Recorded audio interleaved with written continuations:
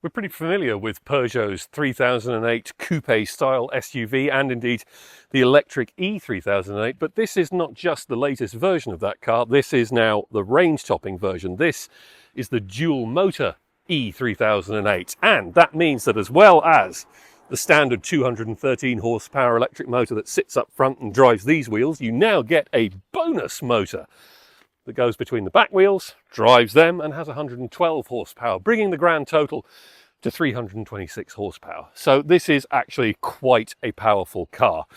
And it's quick too. 0 to 100 Ks comes up in 6 seconds dead. That's a significant improvement on the front-wheel drive E3008. It keeps exactly the same styling.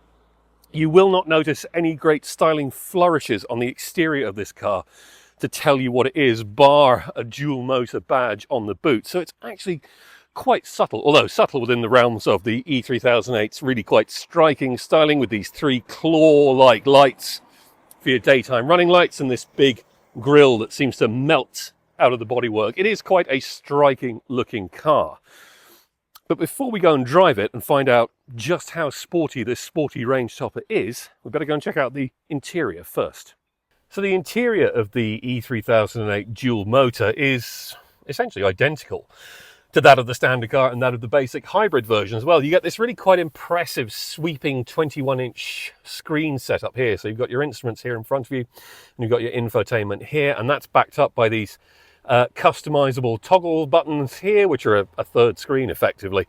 And that gives you shortcuts to make it easier to use the big screen. It's not quite as good as using proper physical buttons would be, but actually it's a tolerably effective way of making it easier to use that screen.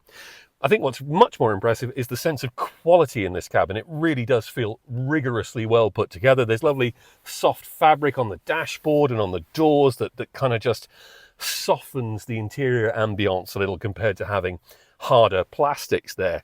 This small sort of hexagonal effectively steering wheel, it's been Peugeot's thing for quite some time to have a small wheel that sits down low and your instruments are up high. Not everybody likes it. Personally, I do. This steering wheel feels great to hold, and as we'll see later, it's connected to something really rather good as well.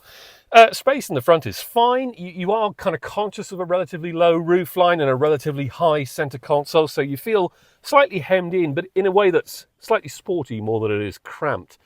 Nonetheless, there's really good storage. There's plenty of space here under the armrest. In fact, I can actually get my whole arm in there, which is really quite good. There's more space down here.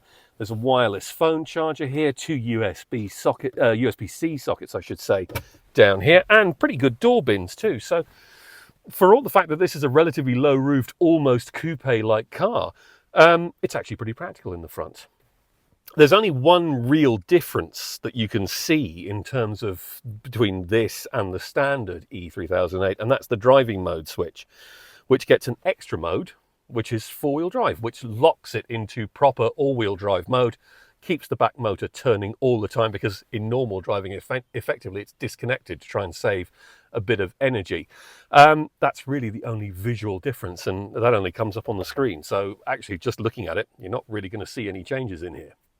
So here in the back of the E3008 dual motor, you can see where it does fall down ever so slightly. It is a little bit small here in the back. I mean, that seat is set for my driving position, and as you can see, my knees are quite firmly touching the back of the seat in front of me. It's not fabulous for legroom. It's okay for headroom, even with the glass roof that comes as standard on this dual motor version. And the seat is very comfortable, and you can actually see out quite well in spite of that low roofline, and you get some nice practical touches, including nets on the backs of the seats, and again, quite good door bins. You also get ISOFIX points here in the rear, and in this particular model, you get heated rear seats too. So it's fine, and again, it feels really nicely built. There's a repeat of that nice soft fabric here on the backs of the seats, and it's quite classy, but it is a bit on the small side. If you need more space, you can, of course, upgrade to the 5008 7-seater version, which again comes now with this all-wheel drive system, which offers acres of space in the back row and, of course, an extra row of seats in the boot. And speaking of the boot, what's it like in this dual motor? So one of the penalties in having that little dual motor badge is that you do lose some boot space. As standard, the front-wheel drive E3008, and do forgive the bags here in the back, please, gives you 520 litres of boot space. This one falls to 470. So it's still quite practical. It's nice and square. You don't get a big loading lip. That boot floor is adjustable, although underneath there, while there is space to store your charging cables, there is a distinct lip in the lower section of the boot where the motor sits underneath, and so that's where your compromise in boot space comes. Nonetheless, it is still tolerably practical. You do get some handy hooks here for your shopping bags, and of course there's a 12-volt socket for charging anything you might need to. Plus there are handy, although quite slim, little storage spaces off to the side of the boot here that will hold small, delicate items. So again, it's still fairly practical, but the bigger 5008 obviously is more practical again, and if boot space is what you need, that's probably more where you need to be looking. However, it's now time to head out in this E3008 dual motor and see if it lives up to Peugeot's sportier billing for this model. Now you may notice that I'm having to drive really quite gently. That's because I'm on very, very narrow and slow, twisty roads in the Black Forest of Germany with lots and lots of cyclists around, so I'm being extraordinarily careful. The thing is, that's not really how you want to drive this Peugeot E3008 dual motor, because Peugeot has made some fairly substantial changes under the skin to the springs, the dampers, the anti-roll bars and the steering. And it's that steering that you notice first. It's really quite rewarding to use. It's really nicely weighted. It has surprisingly good feel and feedback for, what's quite a chunky EV. You don't normally expect electric cars to give you good steering feedback, although increasingly that is starting to happen with models like the Renault 5 E-Tech and the Alfa Romeo Junior. So thankfully Peugeot is following quite firmly in those footsteps, and we were having some proper fun earlier on in this car. Now obviously that does come with the caveat that yes, it's heavy, it doesn't have the best brake feel in the world, although you can adjust the regenerative braking using the paddles here behind the steering wheel. Nonetheless, it doesn't feel quite as pointy as some others, and ultimately the weight does overwhelm the suspension just a bit, even though it has been stiffened up and made a little bit more sporty. That said, you can have really good fun in this car, and it's properly quick too. That mid-range pickup that you get from two electric motors turning at once is really quite impressive. I'm slowing down quite a lot now because we're coming into a 30km/h zone, and believe me, here in Germany you want to make sure you're doing the right speed limit. That all being said, there are some flaws. As you'll see now, at slow speed on urban roads where there's plenty of bumps, you can really feel that stiffer suspension. It smooths out a lot when you're driving at sort of, main road, open road, motorway speeds. Actually, as a motorway cruiser, this is a very impressive car because it feels incredibly sure-footed and steady on the road, even when, as earlier, we ended up in a massive downpour of very heavy rain and even a few flashes of lightning. So, having that four-wheel drive definitely gives you confidence.